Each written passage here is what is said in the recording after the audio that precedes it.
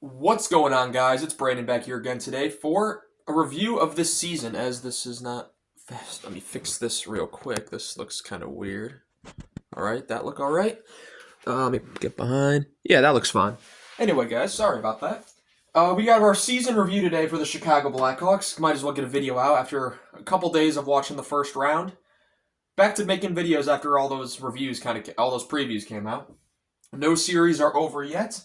But for the Blackhawks season, it most definitely is over. 2024-25 season, the 16th season, I think, 9, 10, 11, 12, 13, 14, 15, 16, 17, 18, 19, 20, 21, 22, 23, 24, 25. 17th season I've watched the Chicago Blackhawks. I feel old, to say the least. Definitely not the worst I've seen, considering last year existed, but definitely one of the worst seasons I've ever seen. 25, 46, and 11 for 61 points. That's a 9-point improvement from last season. So you know what? An improvement's an improvement. 8th in the Central, 15th in the West, 31st in the league. Pretty much the same exact as last year.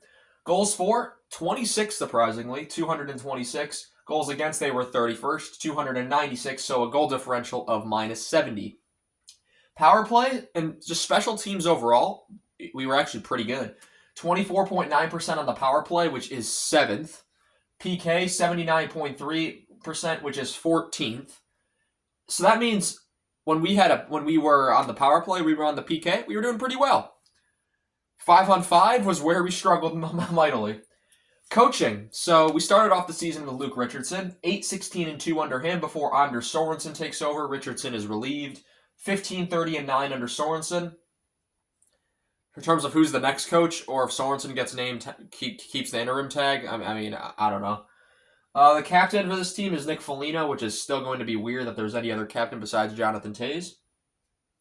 But we got an entire team stats here, and we'll start at the top, going top to bottom with point scorers. Start with Connor Bedard, who people are saying had a sophomore slump, even though he's on a terrible team. He's 19 years old, and he still put up 67 points. 82 games played, 23 goals, 44 assists, 67 points. Last year, he only played 68 games, I believe it was, and in that had 61 points, so I think that's why people consider it a disappointment. But he was changing line mates every other game in this season, so I can't even blame him. Donato, the surprise of the season, absolutely. 80 games played, 31 goals, 31 assists, 62 points. Ryan Donato, I would have never expected it out of you, and second on the team in scoring. That's pretty good. Teravainen, 82 games played, 15 goals, 43 assists, 58 points. Tyler Bertuzzi, who I'm seeing a lot of people say had a disappointing year, yet he had 20 plus goals. 82 games played, 23 goals, 23 assists, 46 points. Mick Foligno, 78 games, 15 goals, 20 assists, 35 points. Ilya Mikheyev, 80 games played, 20 goals, 14 assists, 34 points. And then Vlasic, 82 games played, 4 goals, 26 assists, 30 points. Those are your prime starters right there. Those are your guys that are in the lineup every single game, and they really didn't get hurt throughout the season. Thus, they lead the way in scoring. This marker's dying on me, so I'm hopefully going to finish this video with it. But that's the first marker I'll give. Nazar, who came in and got better as the season went along. He struggled when he first came up. By the end of the season, he was scoring basically every game. In 53 games, he had 12 goals, 14 assists, 26 points.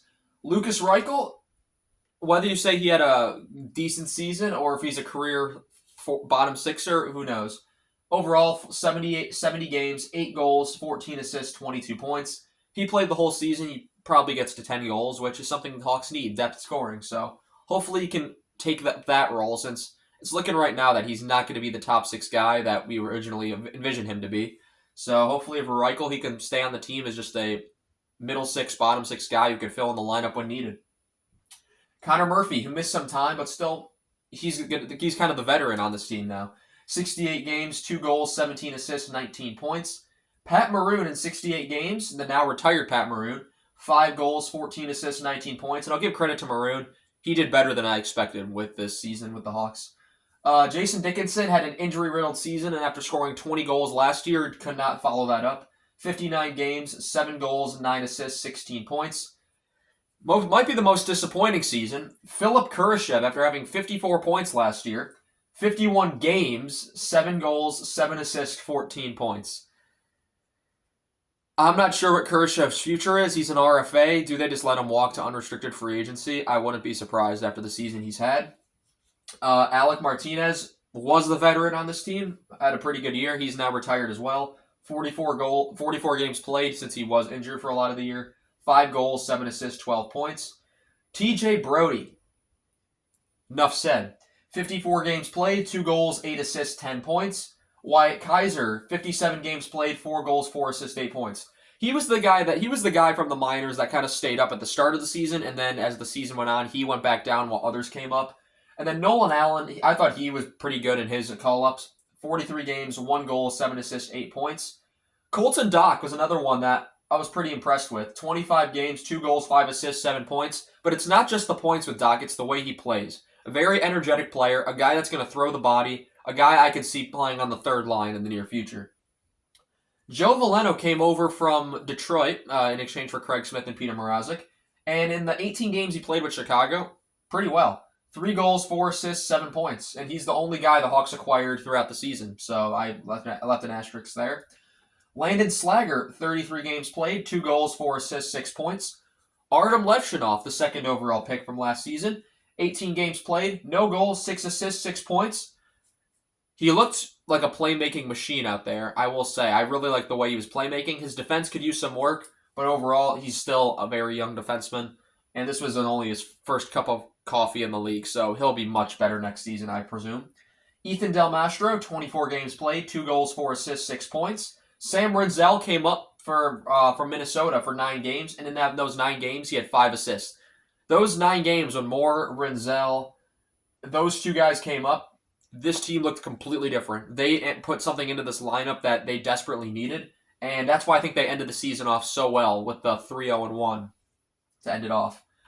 Crevier, 32 games played, 3 goals, 1 assist, 4 points.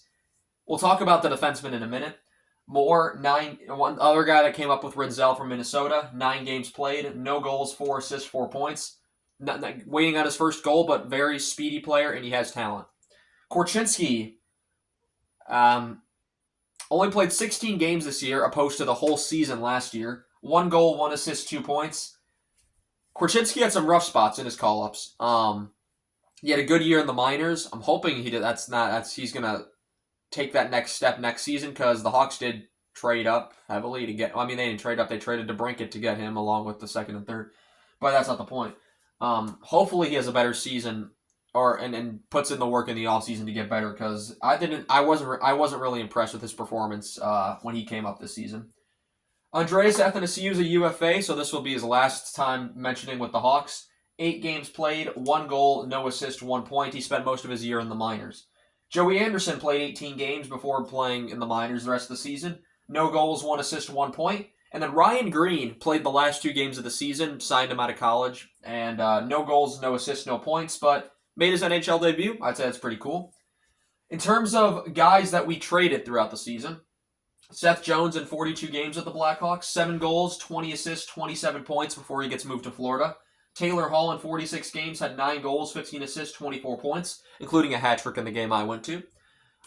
Before he gets shipped to Carolina, almost at New Jersey. Craig Smith in 40 games really impressed me. 9 goals, 7 assists, 16 points. And he's been in the minors the last couple of years at times, and I thought he played fairly well with Chicago. So he goes to Detroit. And then Isaac Phillips is the first defenseman off the chopping block. 3 games played, 1 goal, no assist, 1 point. And what I mean by the chopping block is, if you look here, we'll go through a bunch of young defensemen. I'll go through more in the lineup video and stuff like that, because I'm going to make a separate video for that. But I'll mark some stuff after that. In terms of goaltenders, Arvid Soderblom actually played the most. Who would have saw that coming after last season?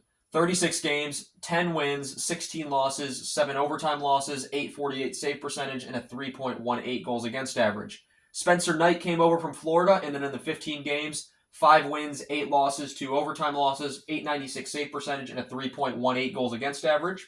So the same as Soderblom on the goals against average. Comesso in 2 games had no wins, 1 loss, no overtime losses, and he came in relief once. .846 save percentage and a 3.36 goals against average, but he is tearing it up in Rockford right now. And he's a huge reason why the Rockford beat the Wolves in the first round of that series, in the first round of the AHL playoffs. And then Mrazek, before he was traded, played 33 games, 10 wins, 10 wins. I think that says 19, but it could be 17. I'm going to say 19 losses, 2 overtime losses, .890 save percentage. I think that says. This marker was dying on me as I was doing it, so my apologies. 3.46 goals against average before he was flipped to Detroit. So, in terms of the season, people expected them to be better than they were. I don't see much better, maybe within 10 points better. And I know they really struggled under Richardson early, that's why he was fired.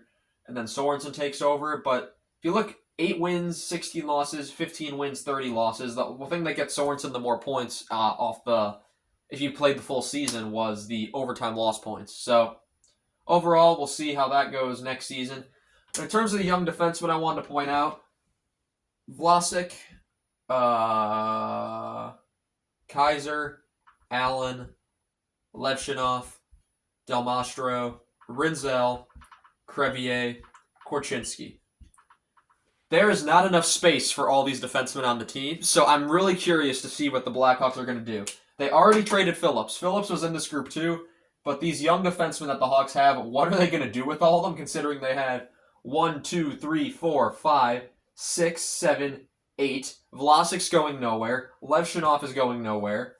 Other than that, I could see any one of these guys. I mean, Renzel is not going anywhere after the season he had, so 3 of those are not movable. Not to mention you still have Connor Murphy on contract. But yeah, a lot of guys who the Hawks have, a lot of work they have to do with the lineup. Maybe they make some moves based off how many young defensemen they have. They get some forwards back. But I don't know, because that's a lot of young defensemen. And yeah, but anyway, guys, that's going to be all I have for you guys. In this one, I just want to do a quick review video on the season.